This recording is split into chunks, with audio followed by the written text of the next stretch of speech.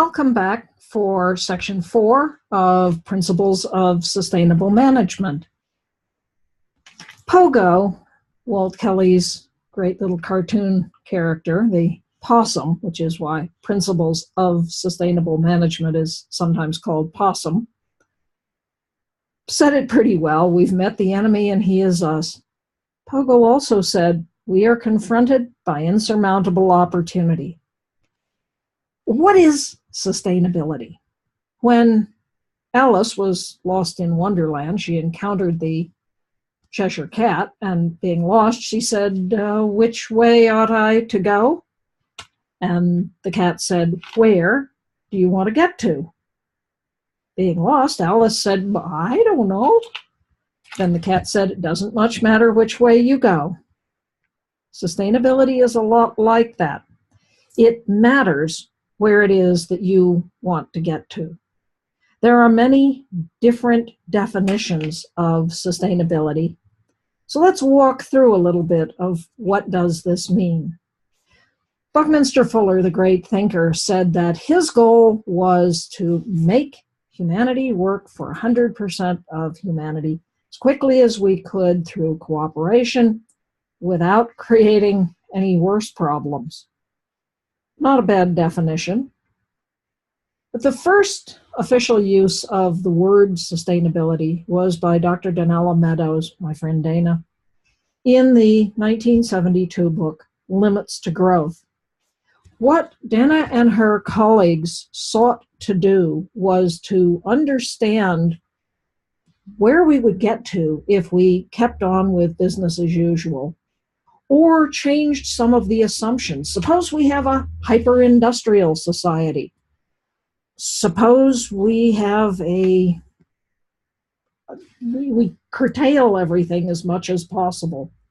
They ran 9 different scenarios. A scenario is not a prediction, it's not a forecast. It's what might happen under a certain set of assumptions. And what they found is that we're in trouble. The 2012 edition of the Smithsonian Magazine brought those original Limits to Growth projections up to date using the data up until 2012. The dashed lines are the original limits projections in which everything is going swimmingly. Every population's rising, the amount of food we have, the services, the industrial output, except that because we're drawing more and more on natural resources, those start to decline until somewhere between 2015, 2030, the wheels start to come off of our global system. And it ultimately, business as usual, leads to a very nasty collapse. The solid lines are the actual data from 1972 until a few years ago. We're right on track for the worst of the collapse scenarios.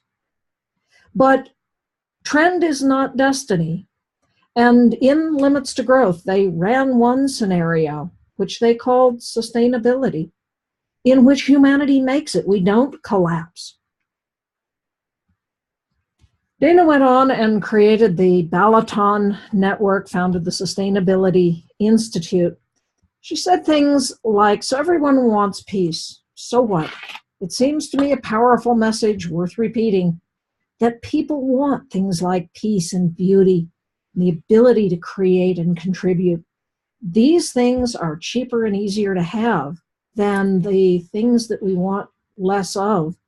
Someday when we all understand this, it will take surprisingly little time or effort to have it. Dana never defined what she meant by sustainability, but in the years since then, her warnings have proven very prescient. This article came out not too long ago, not in an environmentalist journal, but in the Wall Street Journal. And indeed, the cost of our unsustainability has been driving up various commodity prices, And then we have an economic collapse and prices collapse, or we get better at extracting oil. When the price of oil goes up, it is pulling money out of our economy at a great rate. For every penny rise in the cost of gasoline, that's $1 billion lost in American purchasing power. Jeremy Grantham, who ran a big investment fund, said, our economy, and indeed most investment, is based on the assumption that the economy will continue to grow. One of the things that Dana and her colleagues were talking about was the limits to growth. And Grantham said this assumption that we're going to have 3 to 8% growth in gross domestic product, gross national product, same thing, is wrong. That because of these economic fundamentals, the sorts of things laid out in the book Limits to Growth, growth could be 0, flat, or maybe 1%. Because of things like this, it is costing ever more to try to go and find these commodity resources. The capital expenditures, the capex of the oil majors, going further and further afield, looking for less and less oil. Exxon, 51% increase in capex for 6% increase in their proven reserves. Chevron was the big loser, 89% capex increase for minus 3% increase in proven reserves. This is not a viable business. And indeed, when something is unsustainable, one of the things you can say about it is that it's not going to continue. Now, in grappling with these kinds of issues, various people have tried to put forth definitions of sustainability. So, for example, what was called the Brundtland Commission, Commission on Environment and Development, defines sustainable development, and that's a little different than sustainability, as meeting the needs of the present without compromising the ability of future generations to meet their needs. And you will hear this definition again and again and again. It's sort of the official definition of sustainable development. And it has been used by the United Nations, by the various international agencies ever since. My colleague Gregory Miller, who was the founding managing director at Google.org, when I was teaching this one day, looked at me and said, the UN got it backwards. And I went, what? He said, if what we're trying to do is truly to meet the needs of the future, then we ought to say it that it is meeting the needs of the future without compromising our ability to get the services that we need. I thought, that's a better definition. E.F. Schumacher, Fritz, put it this way. He called it not sustainability, but appropriate technology. He said it has to start with people, and that it has to involve tools, not machines, that are appropriate to the needs that people have, that reduce the vulnerability of people and help people have a better living, help the poor in particular gain what it is that they need, like the basic services of life, and help them respond to the challenges of new technologies as they come on. This concept of appropriate technology was embedded in the organization which he founded, now called Practical Action, that is delivering these kinds of solutions around the world. Forum for the Future, brilliant British organization headed up by Jonathan Porritt, said that sustainable development is a process which enables all people to realize their potential and improve their quality of life in ways that enhance and protect Earth's life support systems.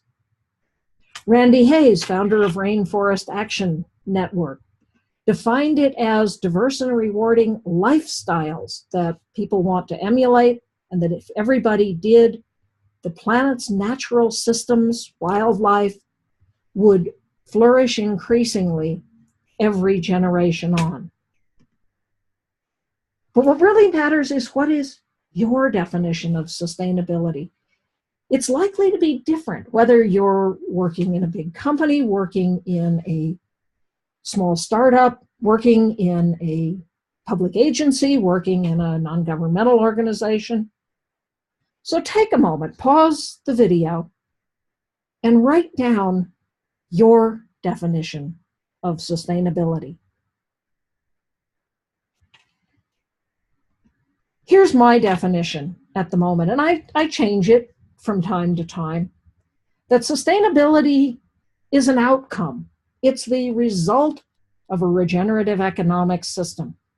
And it is an emergence into a way of being that empowers us all to prosper, meet our needs, and attain our highest aspirations within the boundaries of a living planet. I invite you to craft the definition that works for you, for the circumstances that you're working in. Thank you.